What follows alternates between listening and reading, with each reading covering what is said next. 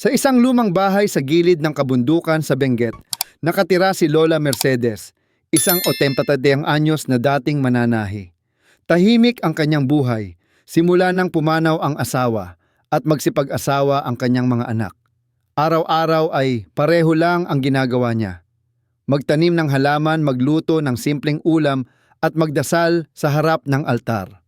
Ngunit sa kabila ng kanyang maaliwalas na mukha, may isang problema siyang hindi kayang itago.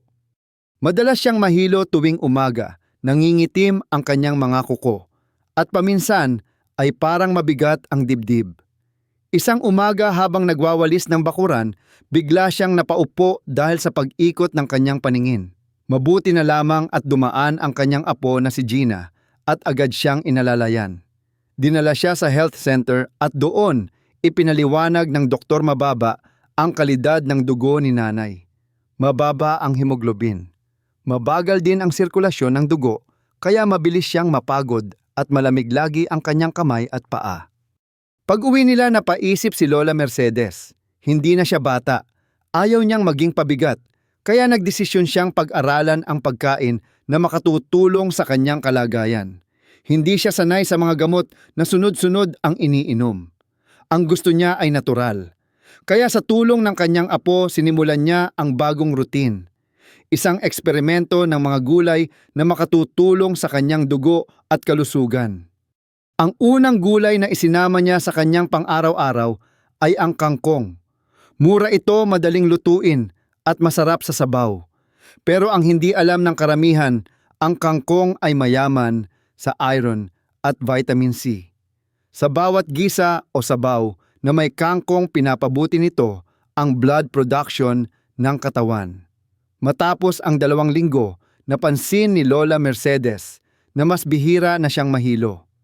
Nakakatapos na siya ng pagwawalis nang hindi sumasakit ang likod.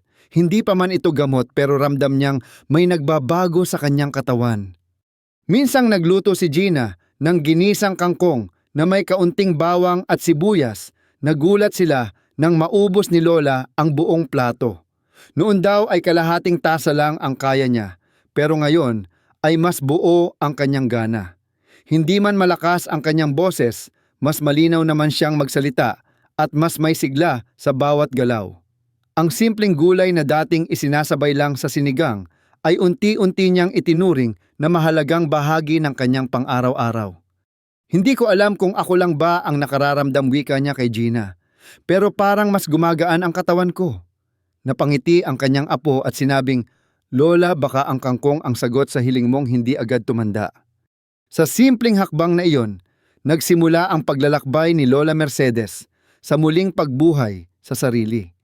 Hindi para bumalik sa kabataan, kundi para mabuhay ng may kalidad at dangal. Sa susunod na bahagi, malalaman natin ang ikalawang gulay na sinubukan niya.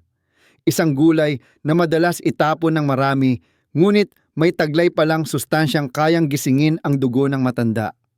Pagkatapos ng 2 linggong pagsasanay sa kangkong, naghahanap si Lola Mercedes ng susunod na gulay na maaaring makatulong sa kanyang dugo. Sa palengke, habang namimili ng ulam, nadaanan niya ang isang matandang lalaki na nagbebenta ng sariwang ampalaya.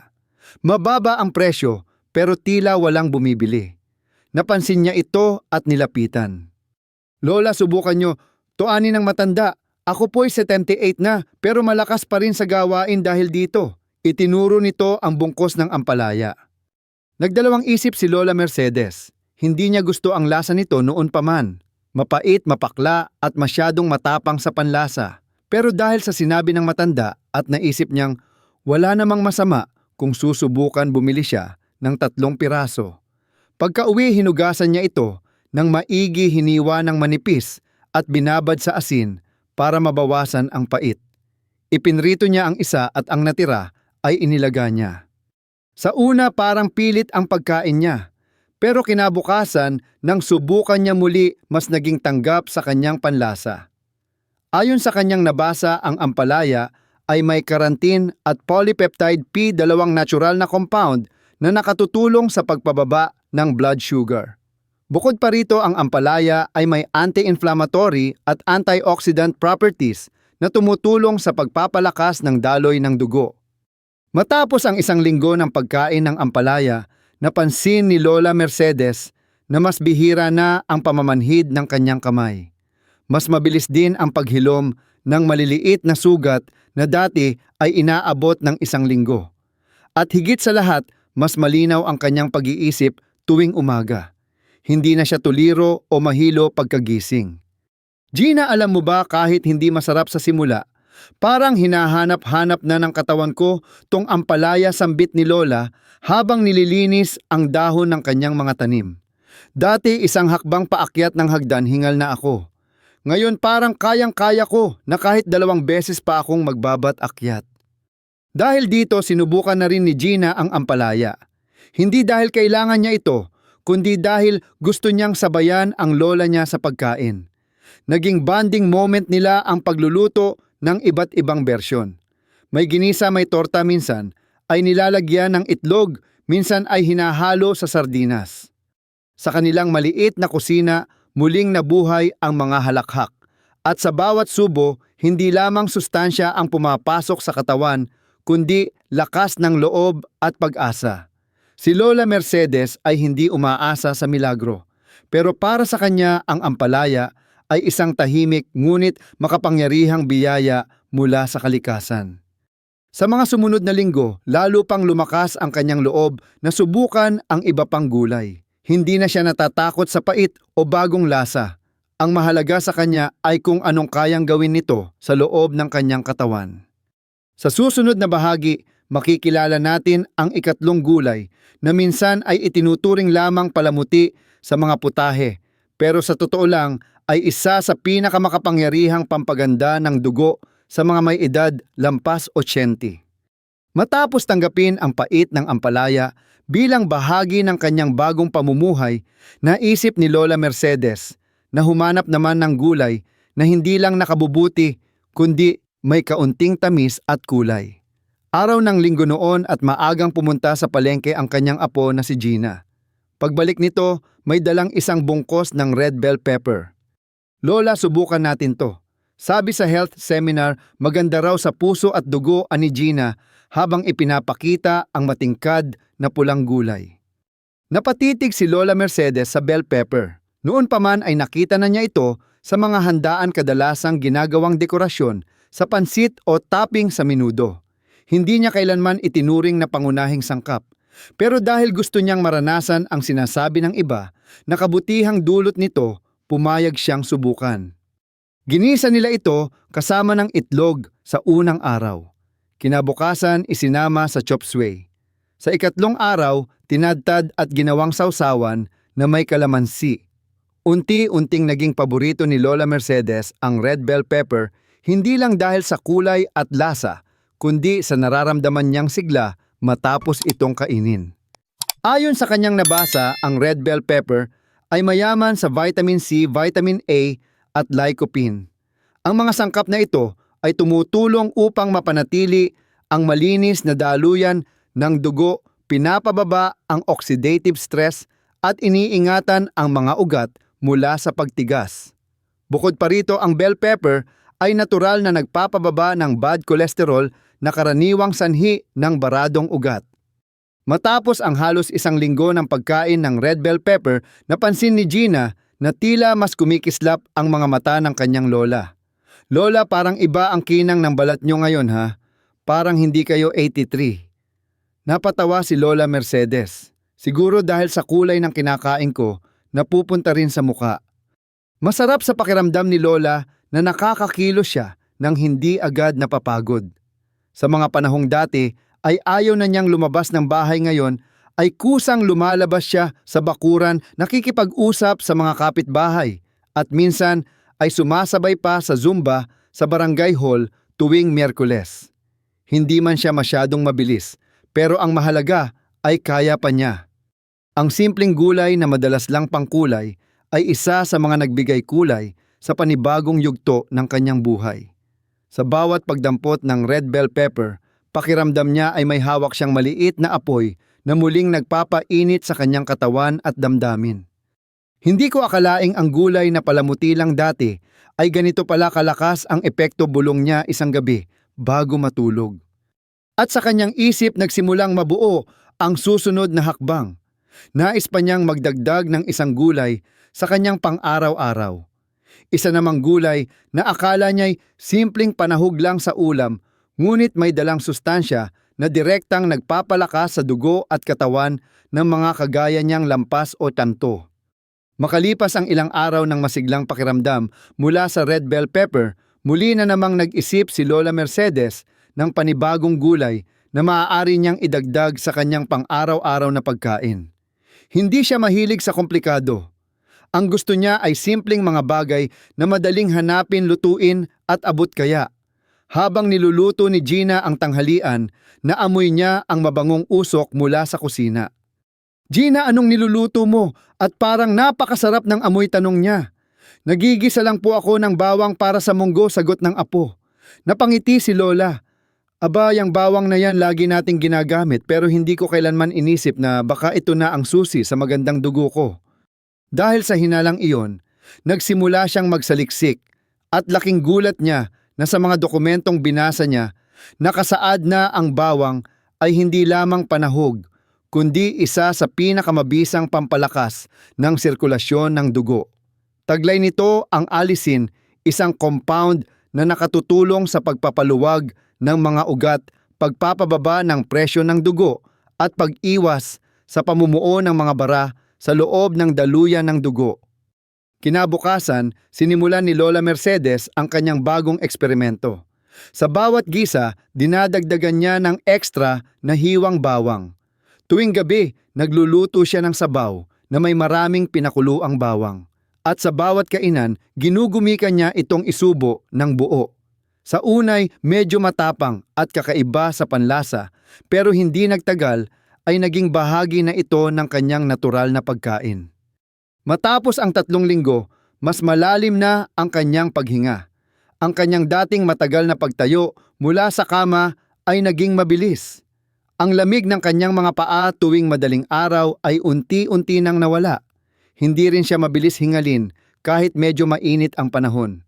Sa bawat hakbang niya papuntang kusina o papunta sa hardin, dama niya ang tibok ng puso na hindi masyadong mabilis pero malakas at buo. Bawang lang pala ang kailangan para hindi matakot sa bawat pagpintig ng dibdib, bulong niya sa sarili habang nagbubuklat ng kalendaryo at tinatandaan kung kailan niya sinimulan ang bagong pagkain. Isinulat niya ang petsa at nilagyan ng salitang lakas. Isang hapon habang nakaupo sa duyan, nilapitan siya ni Gina at tinanong, "Lola, hindi po ba kayo nagsasawa sa puro gulay araw-araw?"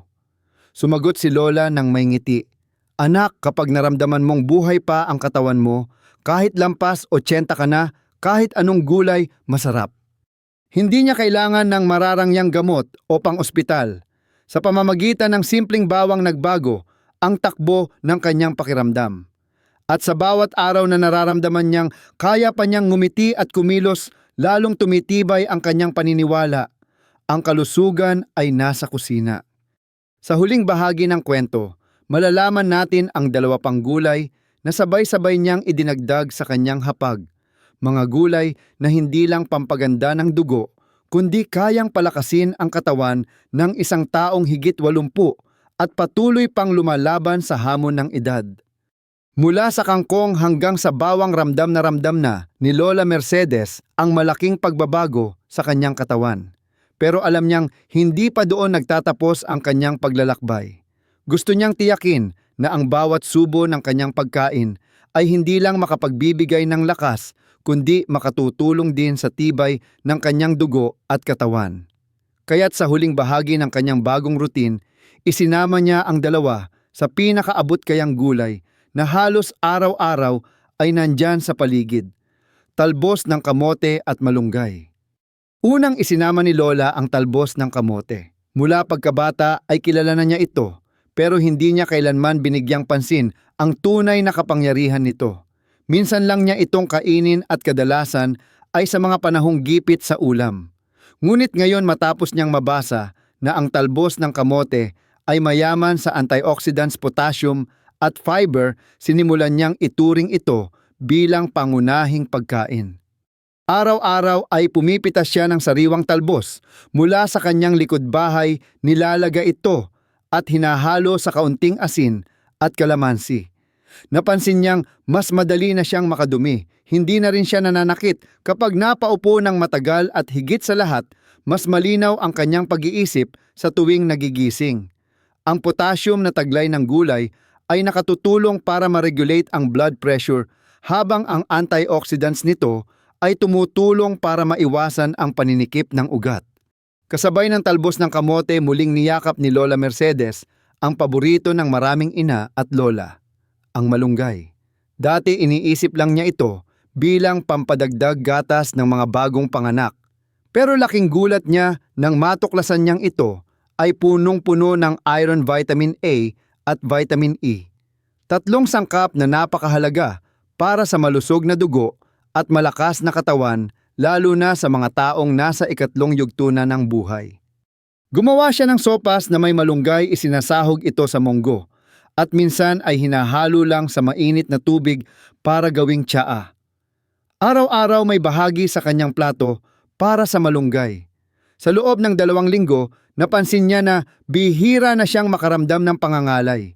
Hindi na rin siya madaling sipunin at parang hindi na siya tinatamad kumilos kahit tanghali na.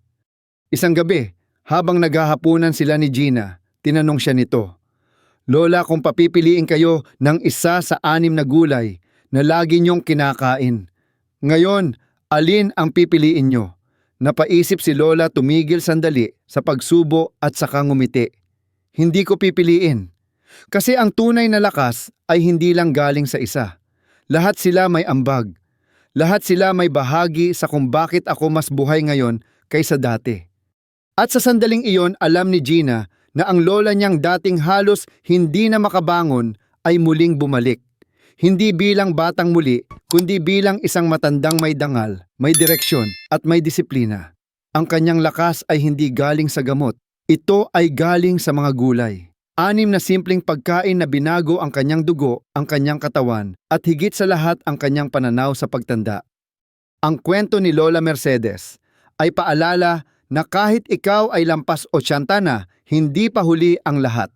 Sa bawat platong may gulay, may pag-asang muling sumigla ang katawan. Sa bawat kutsarang nilaga, may buhay na pwedeng bumalik. At sa bawat araw na piniling kumilos, may pagkakataon pa ring makamit ang malusog at masayang pagtanda.